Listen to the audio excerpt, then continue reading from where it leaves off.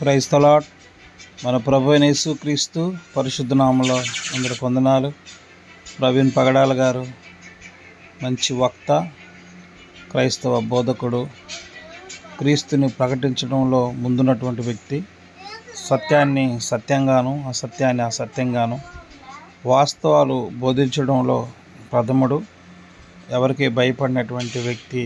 నార్త్లో సేవ చేసి భారతదేశం అంతా కూడా పరిచర్య చేసి హైదరాబాద్లో స్థిరపడి అకాలంగా ఈ విధంగా మరణించడం చాలా బాధాకరం. జాన్ వెస్లీ గారు కూడా, డాక్టర్ జాన్ వెస్లీ గారు వచ్చారు. అదేవిధంగా మన క్రైస్తవ నాయకులందరూ వచ్చారు. అంతే, నా మట్టుకు నేను కుటుంబం కొరకు ప్రార్థన చేయాలని ఆశపడతా ఉన్నాను. మీరు కూడా వాళ్ళ కుటుంబ ఆదరణ కొరకు ప్రార్థించాలని తెలియపరుస్తున్నాను. ఇది ఎందుకు ఇలా జరిగిందో మనకు తెలియదు. వాస్తవాలు ఏంటో అనేది ఇన్వెస్టిగేషన్లోనే తెలుస్తాయి.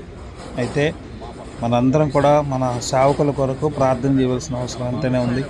మెయిన్ స్ట్రీమ్లో ఉన్నటువంటి సేవకులు, వాళ్ళ కొరకు మనం ప్రార్థించాలి. దేవుడు వాళ్ళని కాపాడాలి, వాళ్ళకి మంచి ఆరోగ్యాలు ఇవ్వాలి, వాళ్ళ కుటుంబాలని దేవుడు కాపాడుతూ రావాలి. వాళ్ళ ప్రయాణ మార్గం అంతట్లో కూడా దేవుడు తన దయా సంకల్పం చొప్పున కాపాడాలని ఏం జరిగింది అనేది అన్నారు. ఆయన ముఖం చూస్తే మాత్రం చాలా నుజ్జు అయిపోయింది. బలమైన రాడుతో ముఖం మీద కొట్టినట్టుగా కనబడుతుంది. సో మీరు డెడ్ బాడీ కూడా మీరు ఏబిఎన్ వారు దయచేసి దాన్ని కవర్ చేయొచ్చు. ఆ డెడ్ బాడీ అయితే మాత్రం చాలా అనుమానాస్పదంగా ఉంది. మెయిన్ హెడ్ డాక్టర్ గారితో ఆ డాక్టర్ గారు ఏం చెప్పారంటే బాడీ చూసి సార్ బాడీ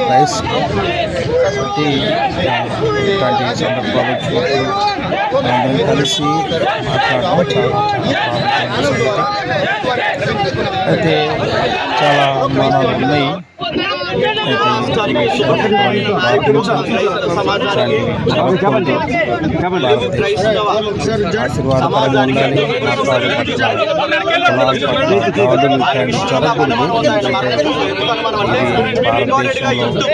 అందరూ ఒకటే.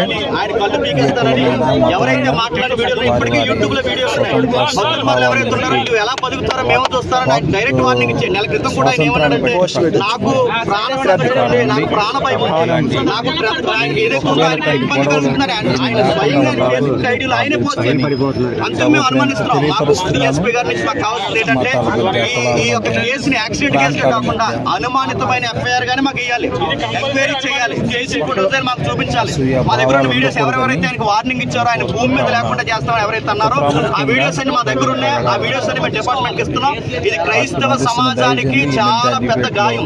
మేము ఎలాగే చూస్తున్నట్టు ఊరుకుంటే కొన్ని క్వశ్చన్లు ఆయన ఆన్సర్ చేస్తూ మనం చూసాం. కాబట్టి వాళ్ళ కుటుంబం కొరకు ప్రార్థించండి. దేవునికి స్తోత్రం. ఆమేన్.